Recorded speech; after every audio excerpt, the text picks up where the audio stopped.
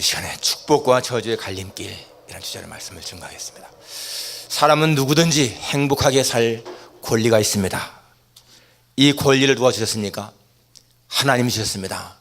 창세기 1장에 보게 되면 하나님이 자기 형상, 곧 하나님의 형상대로 사람을 창조하시되 남자와 여자를 창조하시고 하나님이 그들에게 복을 주시며 라고 했습니다. 하나님이 인간을 창조한 처음에 인간으로 하여금 너희는 내 말에 순종해라, 또는 나를 섬겨라 하는 그러한 말씀을 하시기 전에 하나님과 인간의 첫 만남은 하나님이 인간에게 복을 주셨고 인간은 복을 받는 존재로 지음받았다라고 하는 사실입니다. 여러분, 이것이 얼마나 놀라운 일입니까? 그러니까 우리가 행복하게 살지 못한다면 우리는 권리를 제대로 누리지 못하는 거예요. 권리를 행사하지 못한 것입니다. 우리가 행복하게 사는가 불행하게 사는가 하는 것의 책임이 절대로 하나님에게 있는 것이 아니고 우리에게 있다는 것입니다. 여러분, 신명기 30장 15절과 19절에 보면 같은 말이 나오는데 하나님이 이런 말씀했습니다. 내가 너희 앞에 생명과 사망, 복과 저주를 두었나니 너와 내 자손은 살기 위해서 생명을 택하라 라고 했습니다. 하나님이 우리 앞에 생명과 사망, 복과 저주를 두었다는 거예요. 그러면서 너희는 살기 위해서 생명을 택하라. 그냥 단순하게 생명을 택하라고 말씀하신 것이 아니라 그 생명을 택하는 방법을 말씀했습니다. 그래서 여호와를 사랑하고 하나님 말씀을 청종하며 그를 의지하는 것이라고 했습니다. 그러니까 인간은 하나님을 사랑하고 그 말씀을 청종하고 하나님을 의지할 때에 생명을 택하게 되는 것이고 행복하게 살 수 있는 존재라는 거예요. 그러니까 여러분, 우리가 불행하게 살아간다면 이것은 우리 자신의 문제가 있다는 것을 알 수가 있습니다.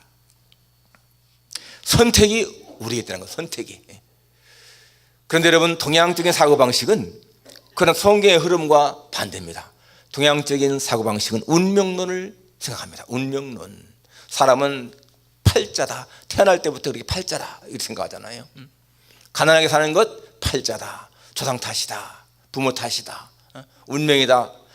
조상의 묘를 잘못 써서 그렇다. 이렇게 팔자 탓을 하는데 여러분, 기독교는요 절대로 운명론을 지지하지 않습니다. 거부하는 거예요. 하나님은 인간에게 복을 주셨고 인간은 행복하게 살 권리가 있다. 이것이 여러분 우리 기독교가 말씀하시는 것입니다.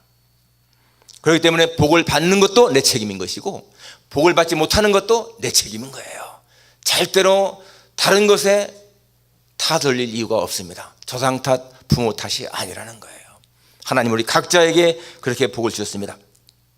잠언 23장 7절에 보게 되면 사람의 마음의 생각이 어떠하면 그 위인도 그러하다라고 했습니다. 사람의 마음의 생각이 어떠하면 그 위인도 그렇다. 사람은 그 사람의 마음에 생각하는 대로의 존재라는 겁니다. 그 사람이 생각이 복을 생각하게 되고 또 그렇게 행동을 하게 되면 그건 복 있는 사람인 것이고요. 사람의 행동이 어떤 복을 거부하고 또 그렇게 행동하게 되면 그 사람은 복 있는 자가 아니라는 것입니다. 그래서 여러분, 사람이 행복하게 사느냐 불행하게 사느냐 하는 것은 그 사람이 가진 소유라든지 지식이라든지 혈통의 문제가 아니라 뭐의 차이입니까? 생각의 차이입니다. 생각의 차이. 여러분, 망망대해 아주 넓은 바다에서 남풍이 불어올 때에 돛단배가, 지금은 다 돛단배가 없지만 옛날에 돛단배가 하나는 동쪽으로 가고 하나는 서쪽으로 갑니다. 똑같은 바람인데 그 바람을 어떻게 이 돛이 받느냐에 따라서 이렇게 세우면은 바람이 이렇게 맞으니까 이리로 가는 것이고요. 이게 이렇게 돛을 세우게 되면 바람이 불 때에 가는 거예요. 똑같은 바람인데 어떤 배는 동쪽으로, 어떤 배는 서쪽으로. 무엇의 차이입니까? 돛을 어떻게 세우느냐, 그 차이인 것입니다. 내 생각의 방향, 생각의 돛을 어떻게 세우느냐에 따라서 행복과 불행이 달라지는 거예요. 오늘 본문을 보면 여러분, 오늘 본문의 내용이 뭡니까? 이 미갈에 대한 이야기입니다. 미갈. 이 미갈, 다윗의 아내 미갈에 대한 얘기인데요. 이 미갈이 지금 자기 남편 다윗이 하나님의 법궤를 이제 다윗성으로 옮기고 너무 기뻐서 춤을 추지 않습니까? 그걸 내다보다가 그 마음속에 심중에 남편을 업신여기는 생각이 들었다. 심중에 업신여겼다. 나중에 들어오니까 어떻게 왕이 그렇게 천박하게 행동하느냐 하면서 비난하지 않습니까? 그것 때문에 이 다윗이 축복하라 들어왔는데, 축복하라 그랬는데, 축복 대신에 지금 이 다윗이 이 미갈에서 이것은 내가 하나님 앞에 한 것이다 라고 하면서 이렇게 말했는데요, 오늘 마지막 길에 보니까 그러므로 사울의 딸 미갈이 죽는 날까지 그에게 자식이 없으니라. 미갈이 죽는 날까지 자식이 없다는 거예요. 하나님께 축복받을 수 있는, 남편에게 축복받을 수 있는 그러한 기회였는데 오히려 저주를 받게 됩니다. 이것이 뭡니까? 미갈의 생각의 차이 때문에 그런 거예요. 자기 남편의 행동을 잘못 본 거죠. 그렇기 때문에 오늘 이렇게 미갈은 정말 축복받을 수 있는 그런 자리에서 저주받게 됩니다. 오늘 이 축복과 저주의 갈림길이 무엇입니까? 생각, 말에 있다는 거예요. 말. 그렇기 때문에 여러분, 우리가 정말 축복을 받을 수 있는 그러한 자리에 있어야 되는데 어떠한 말을 해줄 것인가? 첫째는 칭찬과 격려의 말을 하라 하는 것입니다. 여러분, 지금 이 환경 속에서 다윗이 얼마나 기뻐합니까? 하나님의 법궤를 옮기다가 앞장에서 우사가 죽잖아요. 그런 큰 재앙을 당했기 때문에 오베데돔의 집으로 법궤를 옮겨놨는데 석 달 만에 오베데돔의 집이 복을 받았다 소식을 듣고는 이 다윗이 법궤를 다시 이제 옮겨오려고 가서 옮겨오는데, 그전에는 술에 실었지만은 이제는 제사장들이 어깨에 메고 조심스럽게 옮겨왔어요. 얼마나 이 다윗이 기뻐했으면 그렇게 힘을 다해 춤을 춥니까? 자기 그 배우 에봇을 입었는데 속살이 드날 정도 모르고 그렇게 춤을 춥니다. 너무 기뻐서 춤을 추는 거예요. 그런데 이 미갈이 그걸 보면서 이 미갈이 그 마음속에 업신여겼다라고 했습니다. 지금 다윗은 이제는 그걸 다 옮겨놓은 다음에 하나님 앞에 번제 화목제를 드리고 백성들에게 축복을 하고 또 무리들에게 떡 한 개, 고기 한 조각, 건포도 떡을 다 나눠주고, 그리고는 이제 기쁜 마음으로 20절에 보면 다윗이 자기의 가족에게 축복하러 돌아오매. 얼마나 기분 좋게 돌아오는 거예요. 와서 백성들도 축복했으니까 이제는 가족들에게 축복하려고 마음에 다짐을 하고 그렇게 들어오는데, 이 미갈이 하는 말이 이스라엘 왕이 오늘 어떻게 영화로우신지, 방탕한 자가 염치 없이 자기의 몸을 드러내는 것처럼 오늘 그의 신복의 계집종의 눈앞에서 몸을 드러내셨도다. 방탕하다고 하는 말은요, 아주 어리석다는 뜻입니다. 쓸모없는 그런 뜻인 거예요. 계집종의, 신복의 계집종, 이건 종들의 종년들, 이런 말, 아주 비하는 말이잖아요. 그러니까 얼마나 이게 다윗을 갖다가 조롱하고 모욕하는 말인지 모릅니다. 아주 어리석은 자처럼, 멍청이처럼 그렇게 행동했다, 그 말이. 여러분, 이 말은 다윗이 지금 축복하러 들어오는 그 순간인데 마치 다윗에게 찬물을 끼얹는 그런 정도가 아니고 뭡니까? 구정물을 탁 던지는 그러한 모습이죠. 얼마나 이 다윗이 지금 마음에 기뻐하고 돌아오는데, 미갈도 자기 아내도 같이 기뻐해 줄 줄 알고 돌아왔는데 지금 이게 너무나 청천벽력 같은 그러한 태도를 지금 보이고 있습니다. 조롱하는 말, 모욕하는 말. 그러니까 다윗이 너무 실망하고 분노하지 않습니까? 그래서 그 다음에 하는 말이 이것은 여호와 앞에서 내가 한 것이다 라고 하면서, 하나님이 너 아버지 집에서 왕위를 나한테 주었는데 내가 이보다 더 낮아도 난 하나님 앞에 하는 것이다. 그러면서 그럴지라도 나는 네가 말한 바 계집종에게는 높임을 받을 것이다. 네가 뭔데 내 행동을 이렇게 말하느냐? 나는 하나님 앞에서 정말 너무 기뻐서 겸손하게 낮아지는 마음으로 그렇게 했다라고 하는 그런 말을 한 것이죠. 이 미갈은 다윗의 행동이 저질스럽게 보였지만은 다윗 자신이 볼 때에는 저질스러운 것이 아니라는 거예요. 하나님 앞에 더 낮아져도 부끄럽지 않다, 그런 마음이죠. 근데 여러분, 23절에 사울의 딸 미갈이 죽는 날까지 자식이 없다, 이 말 보게 되면은 분명히 하나님이 징계한 것이죠. 이 말의 의미는 뭐겠습니까? 다윗이 미갈과 동침하기를 싫어했다는 거예요. 잠자리도 같이 안 했다는 겁니다. 그렇기 때문에 죽을 때까지 이 부부의 관계가 끊어져 버린 거예요. 무엇 때문입니까? 이 미갈의 교만 때문입니다. 교만함. 그리고 법궤가 얼마나 중요한 것인지를 깨닫지 못한 거예요. 사실상 법궤가 다윗성에 들어갔다고 하는 것은 다윗만이 아니라 이 미갈 아내도 같이 기뻐해야 할 일인데 전혀 기뻐하지 않습니다. 법궤의 중요성을 모르는 거예요. 그리고 입을 함부로 놀린 그것 때문에 이 미갈이 이렇게 저질받습니다. 평생을. 여러분, 우리가 이 말하는 것이 얼마나 중요한 것인가를 기억해야 돼요. 말. 부부간에 사랑이 깨지는 것이 뭐예요? 말 때문이지 않습니까? 특히 그러니까 이 부부간에는 정말 좋은 말이 필요합니다. 칭찬하는 말, 격려하는 말.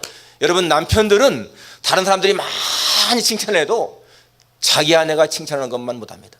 자기 아내가 칭찬하면 제일 힘이 나는 것이 남자들이 모습 아니겠어요? 그런데 여기서 지금 미갈이 그렇게 이 다윗을 갖다가 그렇게 모욕하는 말을 했을 때 얼마나 마음이 아프겠어요? 정말 부부간에는 칭찬, 격려가 필요합니다. 어떤 여집사님이 이제 남편은 교회 안 다니시는 그런 가정이 있었는데 이 여집사님이 저녁에 토요일 오후에 일찍 퇴근을 했습니다. 하고는 아주 화장을 잘 단정하게 하고 옷도 깨끗하게 입고 음식을 잘 준비했어요. 남편이 이제 퇴근하고 들어오다 보니까 자기 아내가 옷도 깨끗하게 입고 얼굴도 너무 예쁘게 화장을 하고, 아니 당신 오늘 밥 먹고 어디 가려고 그래? 아니요. 아니 근데 왜 이렇게 예쁘게 화장을 했어? 아내가 하는 말이요, 당신에게 예쁘게 보이려고요. 그러니까 얼마나 기분 좋아요. 남편이 나에게 예쁘게 보이려고 했다니까 정말 기분이 좋은데, 밥을 먹어도 여러분 밥맛이 얼마나 좋겠습니까? 같이 이야기하면서 밤에 잠자리 같이 누웠는데 아내가 이러는 거예요. 여보, 나는 당신만나 사는 것이 너무너무 행복해. 남편이 어떻게 생각했어요? 당신이 행복하다니까 나도 참 기쁘구나. 여보, 내 친구 경자 있잖아. 걔는 결혼한 지가 벌써 20년이 가까운데 지금도 가난해서 못 벗어난다고 오늘 낮에 전화 왔는데 그렇게 하소연하더라고. 그런데 저는 당신같이 좋은 남편 만나서 이렇게 가난 벗어나고 사는 게 너무너무 행복해요. 그러니까 남편이 당신이 살림을 알뜰하게 해서 그렇지 나는 죽었다가 다시 살아나도 당신과 결혼할 거야. 아니 죽지 않고 영원히 같이 살고 싶어. 그러니까 남편이 어떻게 죽지 않고 영원히 같이 살아? 여보, 예수님 믿으면은 천국에서 영원히 같이 산대. 그 다음날 아침에 남편이 어떻게 했어요? 여보, 나도 오늘 교회 갈까?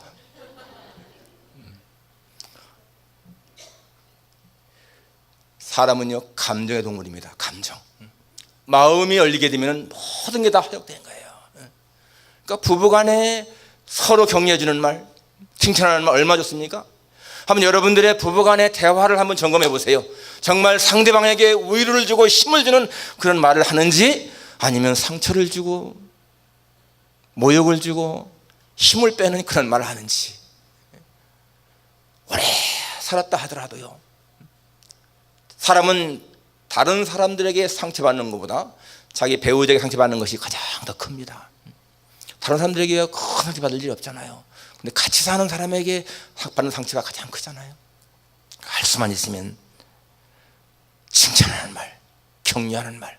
오늘 정말 이 환경 속에서 미갈이 다윗을 이해하고 칭찬하는 말, 격려했으면 얼마나 좋았을까.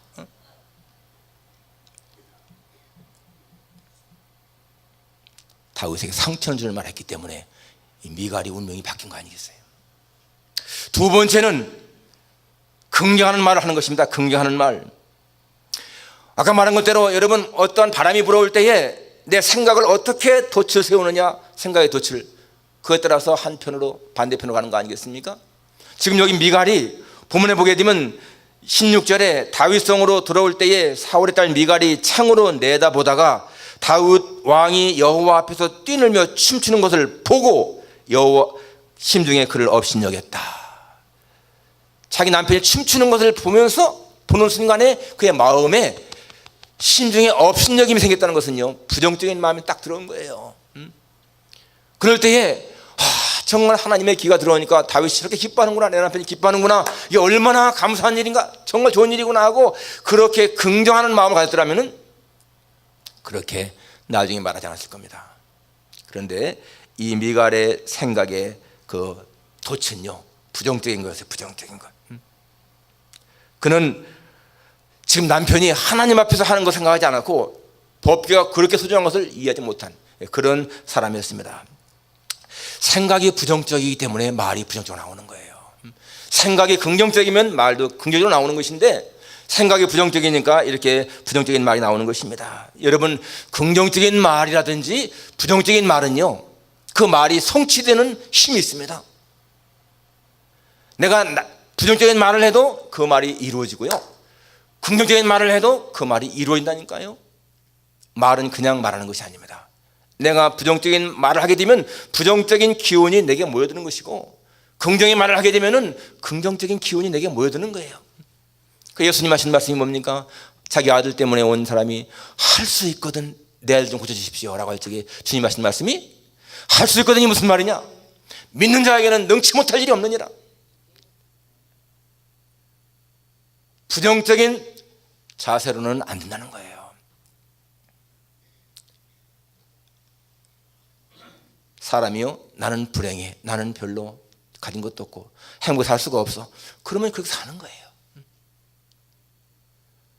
나는 상황이 힘들더라도 그러나 이겨나갈 수가 있다, 이렇게 긍정적으로 생각하게 되면 그 문제가 해결되는 것입니다.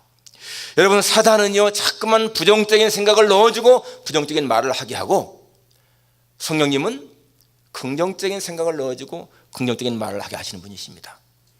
그러니까 내가 부정적인 말을 한다 하면은 나는 사탄에 의해서 끌려 사는 것이고 사탄을 기쁘게 하는 사람인 것이고, 내가 긍정적인 말을 자꾸 하고 생각을 하게 되면은 그건 하나님에 의해 사는 사람이고 하나님을 기쁘시게 하는 삶인 거예요. 내가 누구를 기쁘게 하는 것인가 알 수가 있습니다. 그래서 여러분, 우리는 자기도 모르게 사탄의 도구로 쓰임받는 경우가 많습니다. 여러분, 교회 내에 보십시오. 교회 내에서 왜 교회가 많이 부정적인 그런 분쟁이 생기는가? 부정적인 말, 남 비난하는 거, 험담, 헐뜯는 말, 흉보는 거, 그런 말이 자꾸 돌게 되면은 그 교회는 분쟁이 생기는 거예요. 사탄이 좋아하는 거죠. 그렇기 때문에 우리는 성도들은 말할 적에 절대로 부정적인 말을 하면 안 돼요. 언제나 긍정적인 말을 해야 하는 것입니다. 남을 악평하고 헐뜯고 비난하는 거, 절대로 하나님이 기뻐하시는 것이 아니라는 거죠. 한번 여러분들의 말을 한번 점검해 보세요. 내가 말할 때에 부정적인 말을 많이 쓰는가 아니면 긍정적인 말을 많이 쓰는가. 사람은 자기의 습관 때문에 잘 모릅니다. 옆에 사람이 지적해 줘야 돼요. 특별히 부부간에 서로가 말할 적에 절대로 남을 비방하는 그런 말 하게 되면 부부가 서로 지적해 줘야 돼요. 남이 없는 자리에서도 그런 말 하지 말자, 부정적인 말 하지 말자. 이게 참 중요한 것이잖아요. 여러분, 이 다윗이 정말 이 자기 남편을 그렇게 비난하지 않았으면 얼마나 복을 누릴 사람이 왕의 왕비로서. 그런데 남편과 그렇게 부부의 관계가 끊어지는 불행을 당했습니다. 여러분, 예수님은요 가늠하다가 현장에 붙잡힌 여인, 그 여인도 감싸주잖아요. 수가성의 여인, 남편을 5이나 바꿨던 그러한 여인도 예수님은 절대로 부도덕한 여자라고 비난하지 않고 그냥 감싸주지 않습니까? 울면서 자기 발에 향유를 붓고 자기 머리부터 닦던 그 여인, 시몬은 그 주인은 저 여자 죄인인데 그렇게 했지만 예수님은 그 여인까지도 그냥 포용하잖아요. 참된 사랑은 절대로 상대방을 정죄하는 것이 아니고 다 감싸주는 것. 그렇기 때문에 바로 그것이 예수님의 사랑인 것을 알 수가 있습니다. 여러분들에게 해를 끼치는 그런 사람에 대한 얘기가 나오더라도 그 사람 정말 나쁜 사람이야 라고 하기보다는 그 사람의 좋은 점을 오히려 얘기해 줄 적에 그것이 여러분 우리의 인격을 보여주는 거예요. 같이 맞장구 치지 말고 그 사람의 좋은 점을 얘기해 줄 때 바로 하나님이 우리를 아시잖아요. 하나님이 해주신다는 말씀이죠.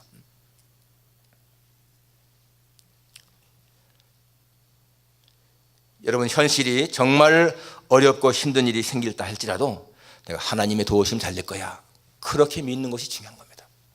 지난 4월 달에 제가 그 텍스 문제 얘기했는데 2017년 텍스를 4만 5천 불 내게 되었다는 거.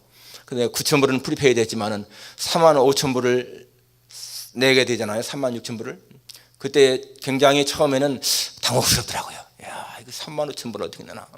하여튼 그래도 제 마음속에 어떤 그 부정적인 생각이 아니고 힘들지만은 하나님의 도우심으로 할 수 있을 것이다. 그렇게 믿고 나왔는데 지난 4월 그때 할 때까지 16,000불 냈고요. 그리고 2만 불 남았더라고. 2만 불 남은 거 지난 6월 달에는 제가 10,000불을 어떻게 해서 채웠고 10,000불은 못 했는데 그 10,000불은 이자 없는 돈을 제가 빌려가지고 일단은 다 냈어요. 그래서 다 끝냈습니다. 이 금년 말까지 10,000불은 이제 제가 갚아야 되는 것인데 아무튼 간에 처음에는 너무 황당했지만은 그래도 그렇게 갚고 나니까 굉장히 마음이 홀가분해요. 이게 이자를 그냥 인스톨먼트 분할해서 내려고 해도 이자가 붙고 페널티가 붙더라고요. 그래서 아무튼 간에 해결했는데 처음에는 막막한 것 같지만은 여러분 무슨 문제든지 그 문제를 바라보기보다 나와 함께 하시는 주님을 바라볼 적에는 마음의 부담이 적어집니다. 하나님 도우신다라고 하는 그런 마음 때문에 이겨나갈 수 있는 거예요. 언제나 여러분 생각의 각도를요 긍정적인 방향으로 세우세요. 똑같은 바람이 불어와도 배 하나는 동쪽으로 하나는 서쪽으로 간다는 그 의미를 기억하십시오. 똑같은 바람입니다. 똑같은 환경입니다. 그런 가운데 어떤 사람은 절망하고 어떤 사람은 소망을 갖는 거예요. 긍정적인 생각, 바로 주님이 주시는 생각입니다. 마지막 세 번째는 감사하는 말하라 하는 것입니다. 여러분, 이 미갈은 법궤가 입성할 때에 감사를 몰랐습니다. 다윗이 그렇게 힘을 다해 춤을 춘 이유는 너무나 감사했기 때문입니다. 너무나 감사했기 때문에. 그런데 미갈은 전혀 감사를 알지 못했습니다. 성경은 이렇게 말씀하죠. 감사함으로 하나님을 찬양하고 또 무엇하든지 말이나 일이나 다 주 예수 그리스도의 이름으로 하고 그를 힘입어 하나님 아버지께 감사하라. 무슨 일을 하든지 감사하라 그 말입니다. 여러분, 감사할 때에 인격의 향기가 나타납니다. 감사할 때에 행복하게 됩니다. 여러분, 사람이 살면서 행복을 누리지 못하는 이유는요 마음에 감사가 소멸됐기 때문에 그렇습니다. 그래서 감사가 솟아나면은 사는 것이 행복하죠. 사는 것이 기쁩니다. 여러분이 사는 것이 무의미하다면 여러분 감사가 적구나 생각하십시오. 감사가 많을수록 사람은 행복을 누리게 되어 있다는 것입니다. 39대 대통령을 지낸 지미 카터 대통령, 그가 조지아 주의 지사로 지낼 때에 그의 아들 잭이 아들이 아니죠 손자가 결혼했을 적에 그 결혼 피로인해서 이렇게 기도했습니다. 하나님 아버지, 지금까지 제 아내 루달린과 저는 식탁을 대할 때마다 기쁘게 대했고 식탁의 즐거움을 많이 누렸습니다. 이제 루디와 잭이 결혼을 하게 되는데 저들도 평생 식탁을 대할 때마다 그러한 즐거움 누리게 하실 줄 믿습니다. 자신들이 식탁을 대할 때마다 아내와 누렸던 그 기쁨을 그 손자 부부도 누리겠다는 거예요. 순수한 마음의 소원이잖아요. 기도할 때에 물론 간구의 기도 필요합니다. 하나님 이렇게 해주십시오. 중요한 것입니다. 구하라 라고 했습니다. 우린 구해야 되는 거예요. 그런데 구하기만 하는 것보다 또 한 가지 중요한 것은요 감사의 기도를 많이 하는 겁니다. 감사의 기도. 사실 감사의 기도를 많이 하게 되면 구하지 않아도 하나님이 채워주십니다. 하나님, 지금까지 이렇게 산 것이 진정 하나님의 은혜입니다. 지금까지 이렇게 건강하게 산 것이 하나님의 은혜입니다. 앞으로도 그렇게 살 줄 믿습니다. 그렇게 말하면 벌써 여러분 앞으로의 모든 걸 다 맡기는 거 아니겠어요? 무엇을 해달라는 간구하는 기도보다 하나님이 주신 것에 감사하는 마음을 가질 때에 여러분 하나님의 응답이 더 풍성하다는 거예요. 감사의 기도가 많은 사람 행복합니다. 작은 일에 감사하게 되면 하나님은 더 큰 감사거리를 주십니다. 그게 감사하는 사람이 체험하는 것입니다. 어느 장로님 정말 사업을 경영하는데 공장을 경영하는데 화재로 다 불타버렸어요. 그런데 그 다음 주일에 이 장로님 부부 교회당 맨 앞에 나와서 같이 예배를 드리는데 그들의 가슴이요 더 뜨거운 거예요. 그들은 정말 예배를 드리면서 주 앞에 그렇게 기도했습니다. 하나님, 이런 어려운 환경을 당해도 예배 드릴 수 있게 하시니 고맙습니다. 그리고 많은 재산 피해를 입었지만은 인명 피해 없게 하신 것 너무너무 감사합니다. 이런 환경 속에서도 믿음을 잃지 않게 하신 것 감사합니다. 다시 회복하게 하나님이 도우실 줄 믿고 감사합니다. 여러분, 절망스러운 가운데서도 하나님을 의지하는 사람은 그렇게 기도할 수가 있어요. 힘든 어려운 상황이지만은 하나님이 이 어려움도 회복하게 하실 줄 믿고 감사합니다. 여러분, 그런 사람에게 하나님이 외면하시겠습니까? 반드시 새롭게 하시는 거예요. 어려울 때 감사하는 것 진짜 행복입니다. 진짜 감사한 것입니다. 그렇기 때문에 여러분, 감사가 운명을 바꾼다. 오늘 미갈이 정말 감사를 가졌더라면 그의 운명이 바뀌었을 거예요. 감사를 몰랐기 때문에 그는 저주를 받게 됩니다. 여러분, 말에는 창조의 능력도 있는가 하면요, 파악의 능력도 있습니다. 말이 어떤 것을 새롭게 바꿀 수 있는가 하면요, 파괴시키는 능력이 있다니까요. 말 때문에 사람의 마음이 깨질 때가 얼마나 많습니까? 우정이 깨질 때가 얼마나 많습니까? 이 파괴의 능력이 있다는 거예요. 사람의 운명을 바꾸는 힘이 있다는 것입니다. 오늘 이 미갈 축복을 받을 수 있는 자리에 있었는데 그 축복 대신에 하나님의 징계를 받았다. 이거 우리에게 주는 교훈이에요. 절대로 그런 자리에 있으면 안 되겠다는 것입니다. 우리는 남을 비난하는 것보다는 격려, 칭찬하는 말, 부정적인 말보다는 긍정적인 말, 그리고 감사하는 말. 잠언 15장에 보니까 경우에 합당한 말은 아루새긴 은쟁반의 금사관이라 라고 했습니다. 말이 얼마나 중요한 것인가? 여러분, 정말 우리 축복과 저주의 갈림길이 말에 있다는 거 다시 한번 마음에 새기고, 우리의 생각부터 바꿔서, 생각이 있기 때문에 말이 나오는 것이니까 생각을 바꾸고 말을 바꾸는, 그래서 우리의 삶이 주님 앞에 아름다운 삶을 살아갈 수 있는 여러분 가지가 되기를 주님의 이름으로 축원합니다. 기도하겠습니다.